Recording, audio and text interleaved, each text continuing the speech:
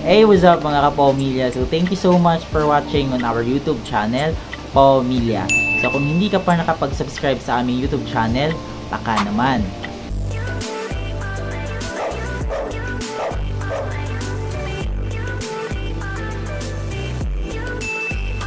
So, ngayong araw mga kapamilya ay yung pag-uusapan natin ay yung katarata sa mga alaga nating aso. So, napaka-common po na sakit nito sa mga alaga nating aso mga kapamilya. So, pag-uusapan natin what are the causes, kung ano po ba yung nagiging dahilan, bakit po nagkakaroon ng katarata yung mga alaga nating aso, at saka pag-uusapan din natin po yung gamot o meron po bang gamot na para po sa katarata po sa alaga nating aso mga kapamilya. So, bago ang lahat mga kapamilya, aalamin muna natin kung ano po ba yung nagiging sanhi ng katarata sa mga alaga nating aso. So, number 1 po dyan mga kapamilya ay yung kanilang katandaan. So, yung katandaan po ay may epekto po yan sa mga mata ng alaga nating aso. So, kagaya rin po ng tao mga kapamilya na kapag tumatanda po ay nagkakaproblema sa mga mata, ganun din po yung nangyayari sa mga alaga nating aso. So, kapag tumatanda na po yung mga alagang aso natin ay may tendency po talaga na magkaroon sila ng katarata. So, the first sign po na makikita natin is yung cloudy eyes mga kapamilya. So, makikita na po natin yan kapag sabihin natin nasa 7 to up na po yung edad ng mga alaga nating aso. So, the first sign po is parang hindi pa po siya ganun kaputi, which is parang malabnaw na puti pa lang po yan. Yan po yung unang-una natin makikita. So, as the times goes by, parang lalabo yung mata ng mga alaga nating aso. So, yan po yung isang dahilan kung bakit po nagkakaroon ng katarata yung mga alaga nating aso ay yung kanilang katandaan. Number 2 mga kapamilya ay yung kanilang diet imbalance na tinatawag natin. So, kahit hindi matanda yung aso mo, let's say na 1 year old pataas pa lang po yan at nagkaroon po yan ng katarata, yung ibig sabihin po niyan mga kapamilya ay mayroon pong imbalance sa kanilang pagkain. So, ano nga ba yung mga imbalance na tinatawag natin? Number 1 po dyan mga kapamilya ay kulang po sa protein yung pagkain po ng mga alaga nating aso. So, ano po ba yung mga sources ng protein na minsan wala sa kanilang pagkain? Bakit nagkakaroon sila ng katarata? Number 1 po dyan mga kapamilya ay yung mga karne, mga gatas, itlog, at saka kung ano-ano pang klase ng karne po yan mga kapamilya, which is high in protein. Pwede rin po yung mga nuts na sinasabi po natin, mga liver, yan, mga high in protein po yan, which is good po sa mga alaga nating aso. So, kapag wala po yan o maliit po yung nilalagay nyo po sa kanilang pagkain, there is a chance po na magkaroon po ng katarata yung ating mga alagang aso. Ayan po, which is lack of protein. Number 1 po yan. Number 2 po mga kapamilya ay lack in vitamin C. So, yung mga vitamin C na po yan, which is yan po yung makakapagtulong para yung mga alaga nating aso ay magkaroon ng magagandang eyesight. At the same time, vitamin E. So, vitamin C and vitamin E. So, kulang po sa kanilang diet yan. So, usually, saan po ba natin makikita yung mga vitamin E and vitamin C na yan?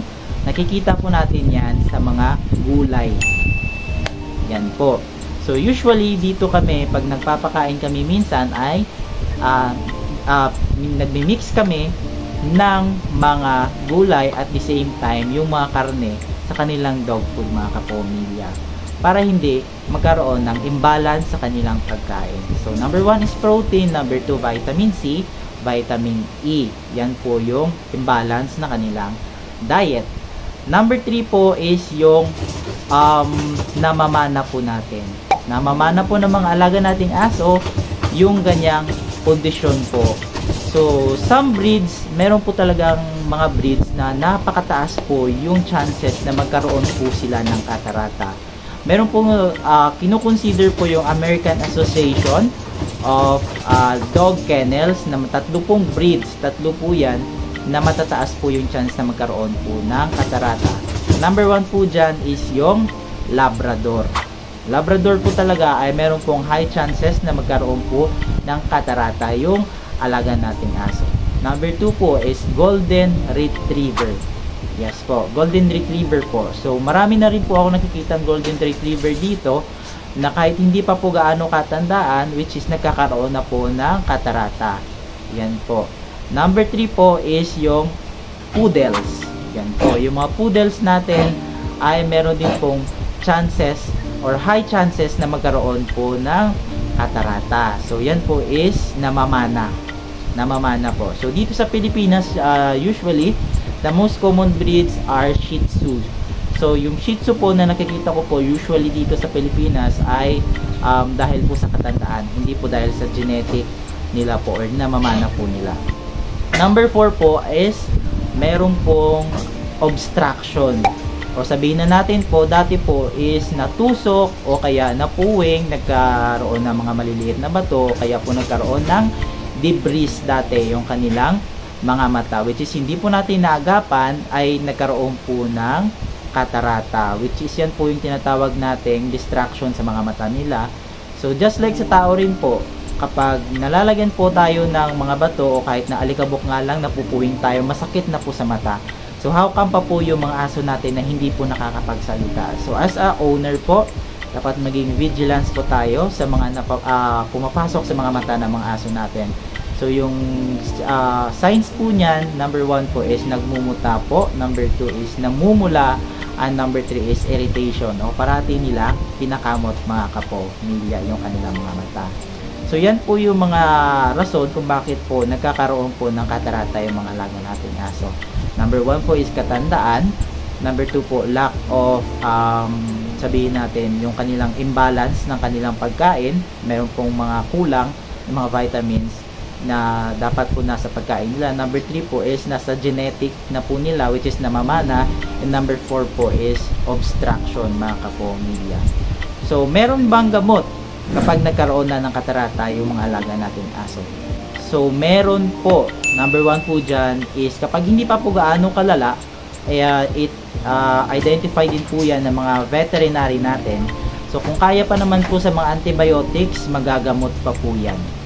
Pag hindi na po, meron pong chances na magka-surgery yung mata ng mga alaga natin aso. But in some cases po, yung mga veterinary natin, pag alam naman po nila na matanda na po yung aso natin, pinapapili na po tayo, which is gagamutin ba ba o hindi na, kasi nga meron na pong edad at saka baka hindi na po kayanin ng katawan minsan yung surgery na gagawin sa mata. Although po nasa mata lang naman po yan, gagamitin po sila ng general anesthesia. So dito po sa amin, share ko lang po yung experience namin dito dahil po meron po kaming dalawang aso na nagkaroon po ng katarata. Yung isang aso po namin is yung pangalan ay si Wabwab. So pagdating ko po dito, yung mata niya po is right side niya po na mata dito po, nagkaroon na po talaga ng cloudy formation, which is early sign na po ng katarata. So yung ginawa ko po, dahil sabi ko parang 3 years old lang naman siya at saka yung Shih Tzu is hindi naman prone sa ganung sakit na katarata, at tinry ko muna po na pa-intake ng mga vitamins. So yung mga vitamins po na nakatulong sa akin is yung mga LC-Vet. LC-Vet po dahil po marami po siyang vitamins. At the same time, yung kanyang diet po ay change ko rin. Nilagyan ko po ng maraming protein, maraming manok po. Nilagyan ko po ng mga chicken liver. At the same time, pinakain ko po siya ng mga kung ano-ano na mga gulay-gulay, just like potatoes and carrots po. Nilagay ko po sa kanyang diet. At the same time, nagsusupply din po ako sa kanya ng vitamin sa kanyang pagkain at saka sa kanyang inumin po. Nilalagyan ko po yan. So, after 2 weeks po mga kapamilya, thankful po at nawala po yung cloudy formation sa kanyang mata. So, yung cataract na magpo-form pa lang po ay nawala po. So, parang na-conclude ko po yung katarata na po yun na magkakaroon sana yung alaga naming aso ay cause po yun ng diet imbalance niya, at the same time po yung kakulangan din po sa mga vitamins po ng alaga naming aso, dahil ngayon po ay gumaling na. At saka meron din po kaming isa, si Asher. So napansin po namin ito mga kapamilya dati kasi nga ang sigla-sigla niya, then to the point na nakita na lang namin na nag-red na yung kanyang mata. Then after several days mga kapamilya, ay nagkaroon na po ng puti yung kanyang mata. So tinignan ko po ay meron po akong nakita na obstruction, which is para pong part ng kuko ng isa naming alaga. So kung makikita nyo naman po sa likod namin, yan po yung mga cages ng mga alaga naming aso mga kapamilya. So nakita po ng doctor niya, which is meron pong scratch ng kuko ng isa naming alagang aso, which is parang na-scratch po talaga siya mga kapamilya. So yung una namin ginawa ay sinugod talaga siya kaagad sa vet mga kapamilya. At doon na-identify ng kanyang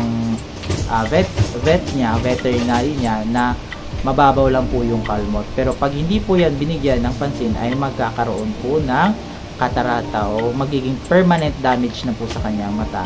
So after po nyan, naglagay na po siya ng eye drops yung veterinary at nagreseta po sila ng gamot. So ito po yung example ng receipt na meron po kami during po ng medication ng alaga namin na nagkaroon po ng katarata. So after 7 days po mga kapamilya, thankful naman po kami at gumaling na po yung katarata ng alaga namin aso na yun. So at that time, parang magwa 1 year old lang pa lang po siya. So the veterinary considered is obstruction po, kaya tawag dito yung sugat lang po sa kanyang mata. So sabi ng vet niya, kapag hindi yun natuunan ng pansin ay magkakaroon talaga ng permanent cataract or magkakaroon po ng katarata. So ayun po mga kapamilya. So, wag po natin kakalimutan na lagyan po ng vitamins yung kanilang mga inumin. Elsevet po, mabisa at magaling talaga ang vitamins na yan. At saka lagyan po natin ng mga karne para hindi po magkaroon ng diet imbalance mga kapamilya. So, wag din po natin kakalimutan na paliguan yung mga alaga nating aso. Dahil minsan po, sabi po ng vet ng mga alaga ko, minsan nagkakaroon po ng nag-trigger po yung katarata dahil po sa sobrang init. Dahil yung point of exit po ng init ng katawan ng mga alaga natin aso ay mata, ilong at saka bibig lang po mga kapamilya. So I hope po meron po kayong natutunan ngayong araw na ito. So yan lang po yung masishare ko sa aking vlog ngayon. So kapag meron po kayong time, bumili na po kayo ng vitamins at saka wag po natin kakalimutan na maglagay po ng mga protein sa mga pagkain ng mga alaga natin aso. So that's it for today mga kapamilya. So thank you so much for watching on our YouTube channel, and I am really sorry na matagal po kami, almost a year din po na nakapag-update po kami sa aming vlog dahil meron pong mga necessary na nagaganap po sa buhay namin bilang vlogger, kaya hindi na po namin minsan masikaso yung vlog namin. But thank you so much for watching on our YouTube channel. We hope to see you again on our vlog. So my name is John. Have a good one mga kapamilya. Bye bye po.